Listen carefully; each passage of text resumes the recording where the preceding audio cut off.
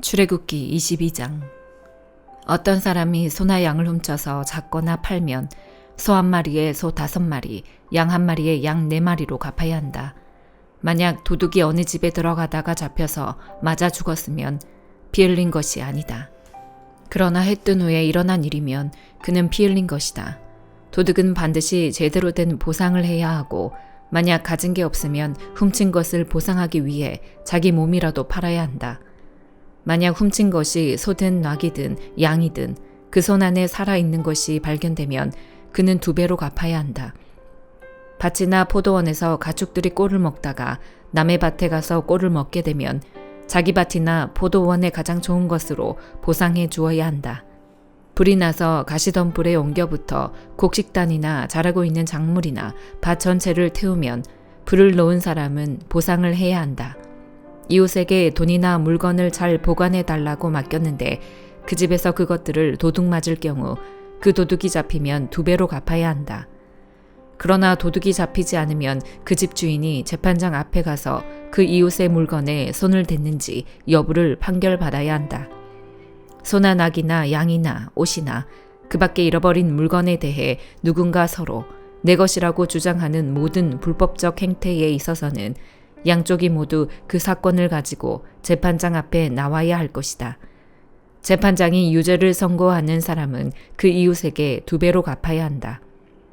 낙이나 소나 양이나 어떤 다른 짐승을 이웃에게 잘 보관해 달라고 맡겼는데 그것이 죽거나 상처나거나 아무도 못 보는 곳에서 끌려갈 때는 그 이웃이 남의 물건에 손대지 않았다는 것에 대해 여호와 앞에서 맹세하는 것을 그들 사이에 두어야 할 것이다. 주인이 이것을 받아들이면 보상하지 않아도 되지만 그것이 그 집에서 도둑 맞았다면 그는 주인에게 보상해야 한다. 만약 그 가축이 들짐승에게 갈기갈기 찢겼다면 그는 그 남은 것을 증거로 가져와야 하는데 그 찢긴 것에 대해서는 보상하지 않아도 된다. 이웃에게 가축을 빌렸는데 주인이 없을 때 상처 나거나 죽으면 그는 보상을 해야 한다. 그러나 주인이 있었다면 빌린 사람은 갚을 필요가 없다. 가축을 돈을 주고 빌린 것이라면 빌릴 때 준 값이 손해의 보상이 된다. 정혼하지 않은 처녀를 유혹해 잠자리를 함께 했다면 반드시 값을 치르고 아내로 삼아야 할 것이다. 만약 그 아버지가 딸 주기를 거절하더라도 여전히 처녀의 값을 치러야 한다. 무당은 살려두지 말라. 짐승과 관계하는 사람은 누구든 죽어 마땅하다. 여호와 말고 다른 신에게 제사하는 사람은 반드시 망할 것이다. 이방 사람을 학대하거나 억압하지 말라. 너희도 이집트 땅에서 이방 사람이었다. 과부나 고아를 이용해 먹지 말라. 어떤 식으로든 너희가 그렇게 하면 그들이 내게 부르짖을 것이고 내가 반드시 그들의 부르짖는 소리를 들을 것이다. 내가 진노가 끓어올라 너희를 칼로 죽일 것이다. 그러면 너희 아내는 과부가 되고 너희 자식은 고아가 될 것이다. 네가 네 곁에 있는 가난한 내 백성 가운데 누구에게 돈을 꿔 주었다면 너는 그에게 빚쟁이가 되지 말고 이자도 받지 마라.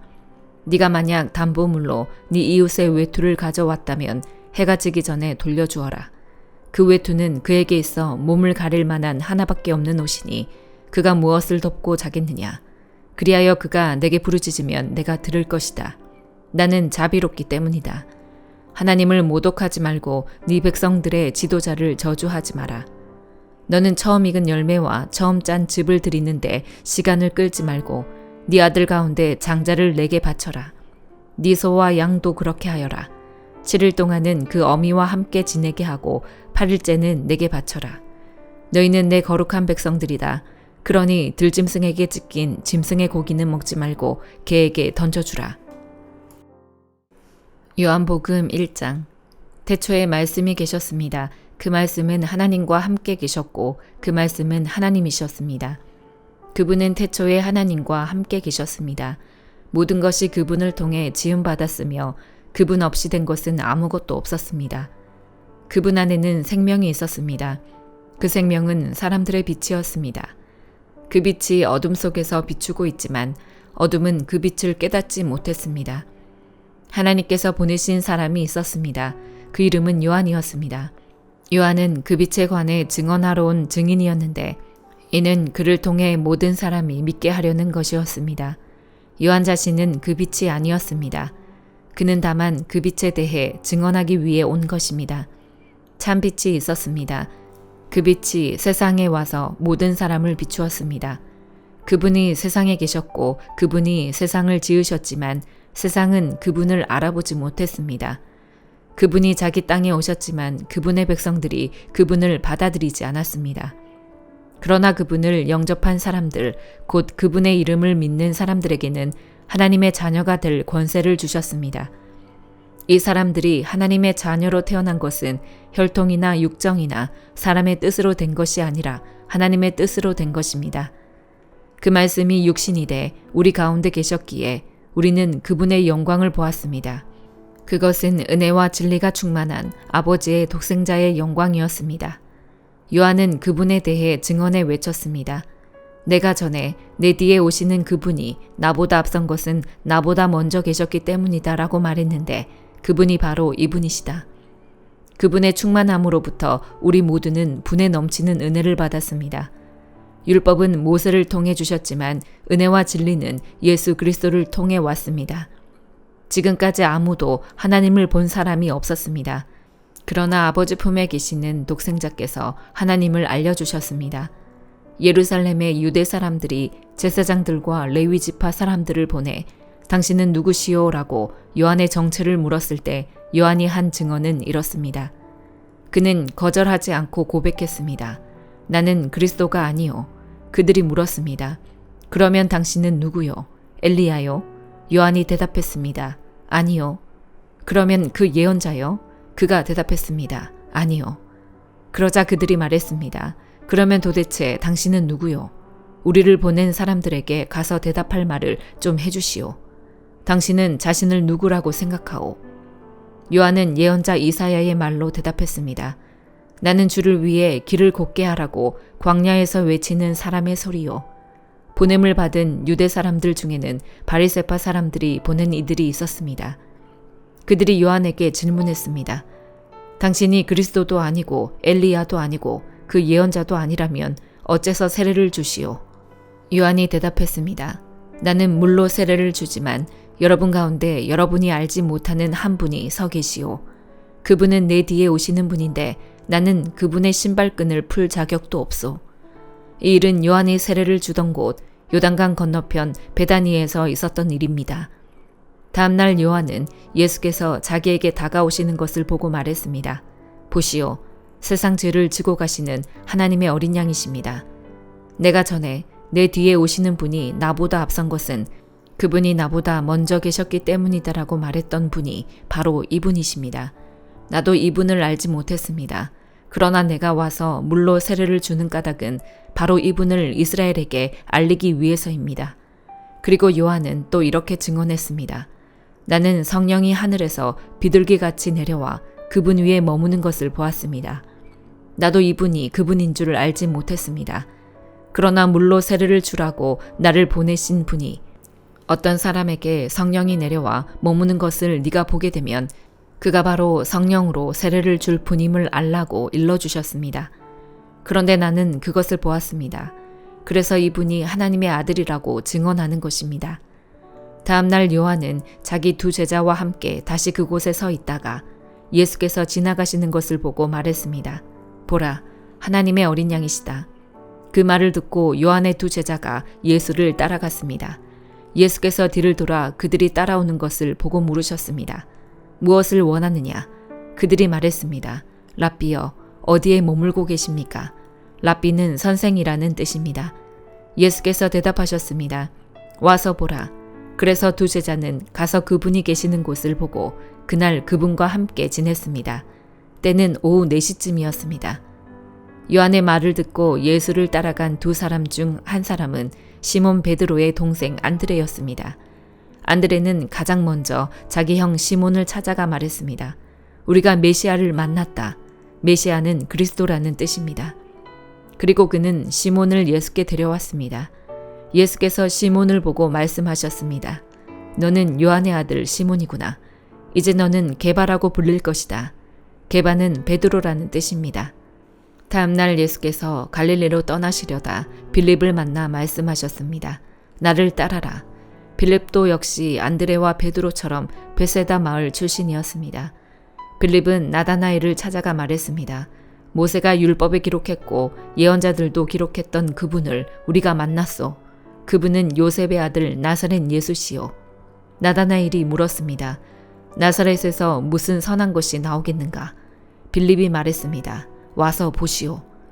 예수께서 나다나엘이 다가오는 것을 보시고 그에 관해 말씀하셨습니다. 여기 참 이스라엘 사람이 있다. 이 사람에게는 거짓된 것이 없다.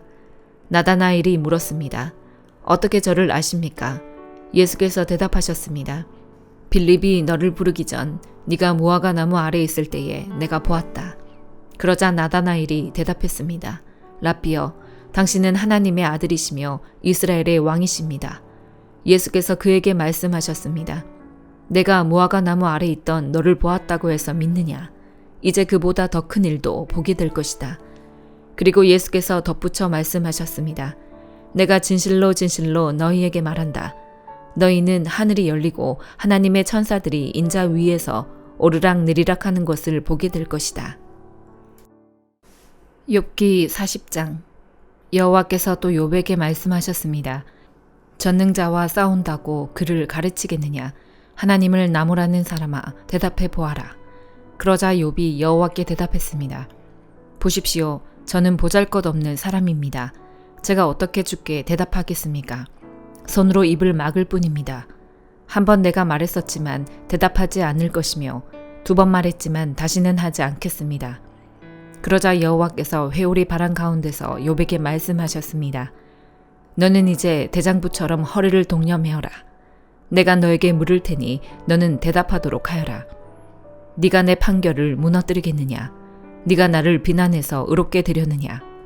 너에게 하나님의 팔 같은 팔이 있느냐? 너에게 하나님같이 우레 같은 음성이 있느냐? 그렇다면 영광과 위엄으로 자신을 장식하고 존귀와 아름다움으로 옷 입어라. 네 극에 달한 분노를 쏟아내고 교만한 사람을 보고 그를 낮추어라. 교만한 사람을 다 눈여겨보아 그를 낮추고 악인은 그 서 있는 곳에서 밟아버려라. 그들을 모두 한꺼번에 흙먼지 속에 묻어버리고 그 얼굴들을 몰래 쌈에 두어라. 그때가 되면 네 오른손이 너를 구원할 수 있음을 내가 직접 인정할 것이다. 소처럼 풀을 먹는 배의 못을 보아라. 내가 너를 지었듯이 그것도 지었다. 보아라, 그 힘은 허리에 있고 그 강함은 배 근육에 있다. 꼬리는 백향목처럼 흔들리고 돌같은 허벅지 힘줄은 서로 연결돼 있으며 뼈들은 노스로 된 관 같고 뼈대는 철 빗장 같다. 그것은 하나님의 피조물 가운데 제일 가는 것이어서 그것을 지은 이가 칼을 쥐어 주었고 모든 들짐승들이 노는 그 산들이 그것을 위해서 먹을 것을 내느니라. 그것은 연꽃잎 아래 늪지대의 갈대숲 사이에 누우며 연꽃잎 그늘이 그것을 가려주고 시냇가의 버드나무가 그것을 둘러싸느니라. 보아라, 강물이 넘쳐도 놀라지 않으며 요단강 물이 불어서 입에 차도 태어나도다. 그것이 보고 있을 때 누가 그것을 잡아 갈고리로 그 코를 꿰 수 있느냐. 고린도후서 10장. 여러분과 얼굴을 마주 대하고 있을 때는 유순하나 떠나 있으면 여러분에 대해 강경한 나 바울은 이제 그리스도의 온유와 관용으로 친히 여러분에게 권면합니다. 내가 여러분에게 요청하는 것은 내가 여러분에게 갈 때 우리가 육체를 따라 행한다고 여기는 사람들에게 내가 단호히 대처하는 것 같이 여러분을 강경한 태도로 대하지 않도록 해달라는 것입니다. 비록 우리가 육체를 입고 살고 있지만 육체를 따라 싸우지 않기 때문입니다. 우리가 가지고 싸우는 무기는 육체에 속한 것이 아니라 견고한 요새를 무너뜨리는 하나님의 능력입니다.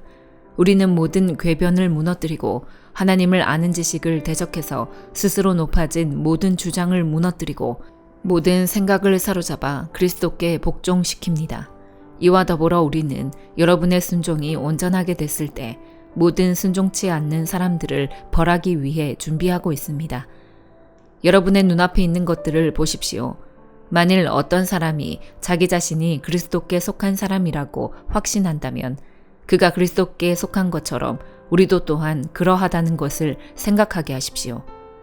만일 우리가 우리의 권세를 좀 지나치게 자랑한다 해도 그것은 여러분을 파멸시키기 위해서가 아니라 여러분을 세우기 위해 주께서 우리에게 주신 것이므로 우리는 부끄럽지 않을 것입니다.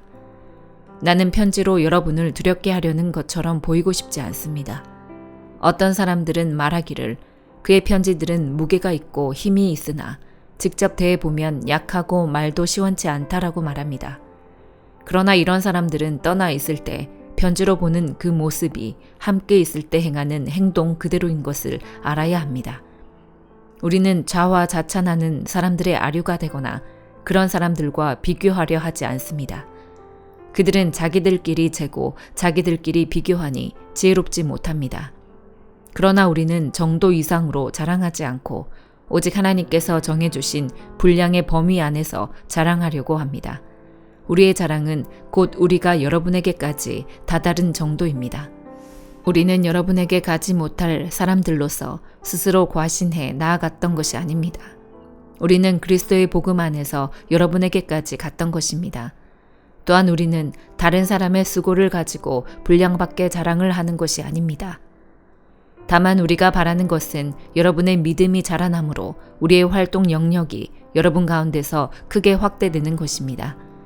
그래서 결국 여러분의 지역 너머까지 복음을 전파하기 위한 것이지 다른 사람의 영역에 이미 마련된 것들을 가지고 자랑하기 위한 것이 아닙니다. 자랑하는 사람은 주 안에서 자랑하도록 하십시오. 옳다 인정함을 받는 사람은 자화자찬하는 사람이 아니라 오직 주께서 칭찬하시는 사람입니다. 아멘.